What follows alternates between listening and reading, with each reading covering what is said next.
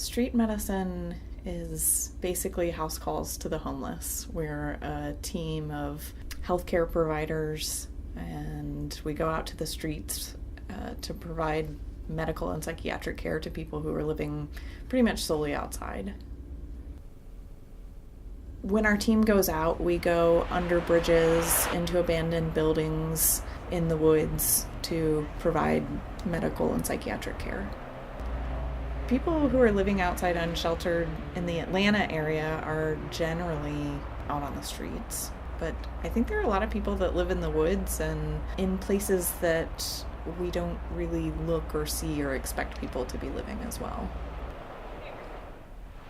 There are too many barriers in the way for people who are sleeping outside to get into care, especially if their mental health is so deteriorated that they have difficulty organizing themselves, or the voices are just too strong or too powerful to be able to do anything other than just maintain, to do anything other than just focus on the needs of seeking safety and food. Whereas when we go out on the streets, we can provide ongoing preventive health care to help people be healthy, not just survive crisis to crisis. There's one guy that we were working with for probably about 6 months on the streets, and through the work that we were doing, we're able to get him connected with housing. He is now coming into clinic regularly, taking medications, and recently, when I saw him last, he had started working part-time.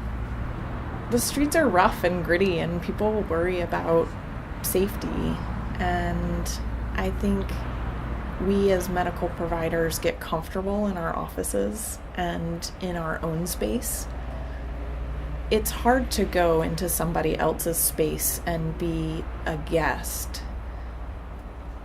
and to try to provide medical care that's appropriate to a setting that's unfamiliar.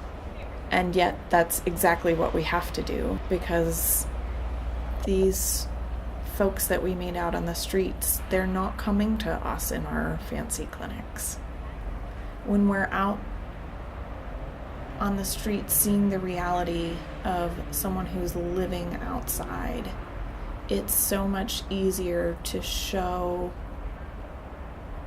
compassion and to be wholly affected bodily and emotionally by the things that we see. It's impossible to ignore the reality of what our patients are living through. People that we're working with out on the streets have had their trust broken so many times by so many people, starting from childhood onward. I don't know, it's almost this kind of palpable love for people who are living on the streets.